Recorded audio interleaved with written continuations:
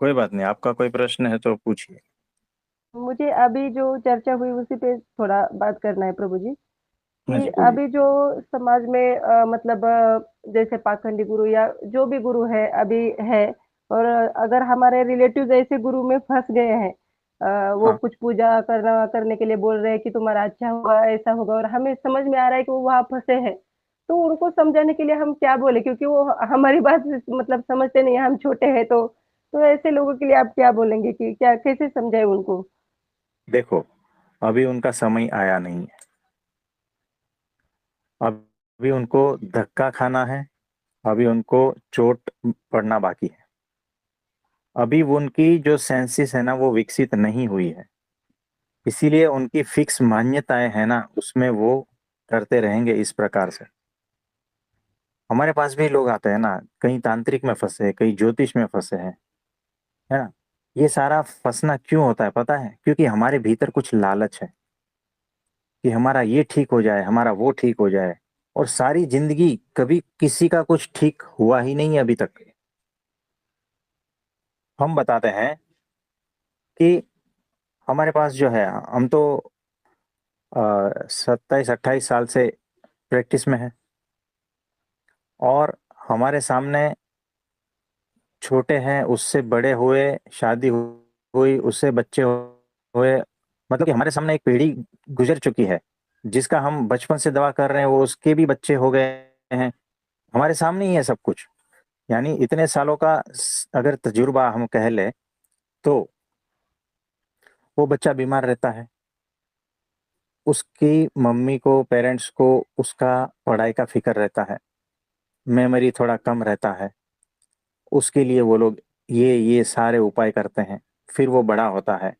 फिर अरे 10वीं में है, 12वीं में है, क्लासेस का टेंशन, फिर वहाँ एडमिशन का टेंशन, ये वो सारा कुछ उसमें से पार निकलता है। तो फिर अरे जॉब का टेंशन, जॉब किधर नहीं मिल रही, आप कुछ करो, ये सारा प्रॉब्लम्स हमारे पास आते हैं। इसीलिए हमें पता है। फिर उसका टेंशन, वो टेंशन, उसमें से किधर जॉब मिल गई थोड़ा बहुत। अरे अब इसका जो है उम्र के, उनका उम्र लायक हो गया है, तो इसका ढूंढे कहीं और से, है ना। तो अलग अलग जगह से उनका लड़की के लिए ये सारा कुछ आता है। फिर उसमें से कुछ सिलेक्ट करना रहता है। मतलब कि हर जगह पर ज्योतिष और ये और वो और सबकी सलाह लेते लेते लेते यहाँ इस मुकाम तक पहुंचे। फिर घर में झगड़ा हो गया। फिर उसका जो है माँ बाप को वहां से हटा दिया, क्योंकि वैसा आया। और ये सारा झमेला चल रहा है। उसके लिए भी जो है ये वास्तु, वो घर अलग लेना था दूसरा, ये वो सब सारे टेंशन टेंशन, मतलब बचपन से ही ये सारा चल रहा है। अब उसके जो है 5 साल हो गए हैं, 5 साल में बच्चे नहीं हो रहे। अब उसका अलग से टेंशन, ये दवाखाने, वो हॉस्पिटल, उधर ये सारा कुछ दिखाओ। फिर 2 बार जो है वो टेस्ट टू बेबी का प्रयास किया, वो भी विफल हो गया। अब क्या करें? सोचो, ये सारा कुछ रिपीट हो रहा है क्या नहीं? इतनी सारी झमेल एक वाली जिंदगी है, उसमें आदमी फ्रस्ट्रेशन, डिप्रेशन, टेंशन में ही रहता है। और उसको ऐसा लगता है कि कहीं से कोई जादुई छड़ी आए, ऐसी घूम जाए, और मेरा सारा जीवन है ना खुशनुमा हो जाए। ऐसा होता नहीं है। क्योंकि लाइफ में यहाँ कुछ सेटल होने जैसा है ही नहीं। आप कितना भी कोशिश कर लो, एक को जोड़ोगे ना तो 10 और टूटेंगे। और उस 10 को जोड़ने जाओगे तो 100 और टूटेंगे।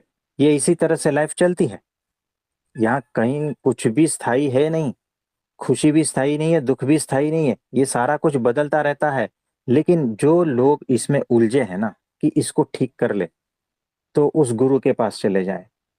हमारे जीवन में ये तकलीफ है तो उस बाबा के पास चले जाएं। हमारे जीवन में थोड़ा जमीन का प्रॉब्लम है, हमारे बच्चे का प्रॉब्लम है, हमारा शादी का प्रॉब्लम है, पढ़ाई का प्रॉब्लम है, नौकरी धंधे का प्रॉब्लम है ना, ये बहुत सारे प्रॉब्लम रहते ही हैं। तो उसके लिए हमारा माइंड ऐसा सोचता है कि वहां चले जाएं, क्योंकि 4 लोग ने बोला है वहां काम हो जाता है। तो वहां घुस गए। फिर किसी ने बोल दिया कि अरे वहां नहीं, और जगह पे है, वहां फास्ट काम होता है।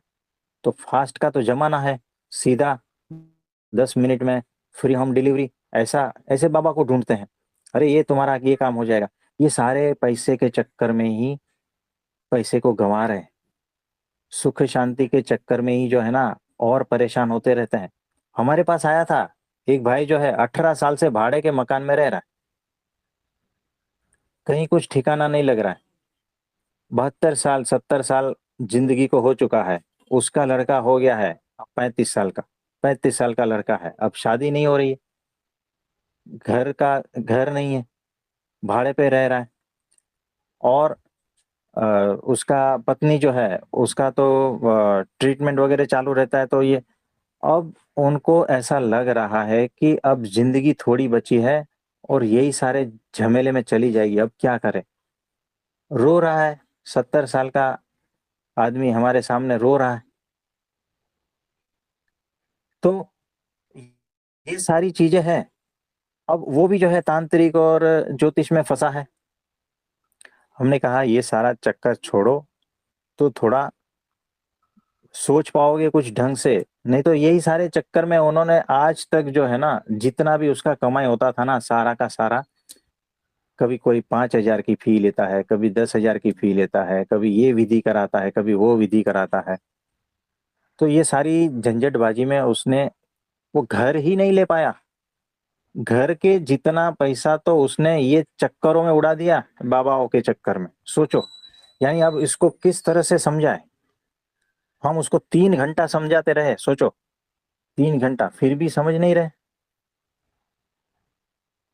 तो एक सीटिंग, दो सीटिंग ऐसा करके धीरे धीरे समझाया और ये सारे झमेले में से बाहर निकाला।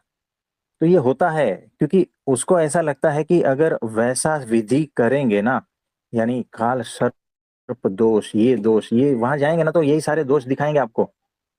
इस विधि का करने का 35,000 लगेगा, इस विधि का करने का 51,000 लगेगा, इतने इतने लोग लगेंगे, वो नदी के किनारे जाना पड़ेगा, वो गुफा में जाना पड़ेगा, ये सारे चल रहे हैं सब मार्केट में। और तुम्हारी थोड़ी सी लालच की वजह से है ना, ये लोग सारा पैसा कमा रहे हैं, और कुछ नहीं है। ये आपको भी दिखता होगा, लेकिन अभी जो है ना, उनका उतना होश नहीं है। इसीलिए थोड़ा वेट एंड वॉच करना है, धीरे धीरे समझाना है, समझ में आएगा। कभी चोट की वजह से, कभी समझाने की वजह से, लेकिन धीरे धीरे ये समझ में आएगा। और तीसरी चीज, प्रार्थना करनी है उनके लिए कि उनकी विवेक बुद्धि जागृत हो, वो होश में आए और देखे सही क्या है गलत क्या है ना। तो इतनी प्रार्थना जरूर करते रहनी है। तो देखो, कभी भी डायरेक्ट समझाने जाओगे ना, और आपसे उम्र में बड़े रहेंगे ना, वो कभी नहीं समझेंगे। उनको जो है ना, वैसे नहीं समझाना। उनको धीरे धीरे जो ज्ञान है ना, उसकी बातें करनी है बस।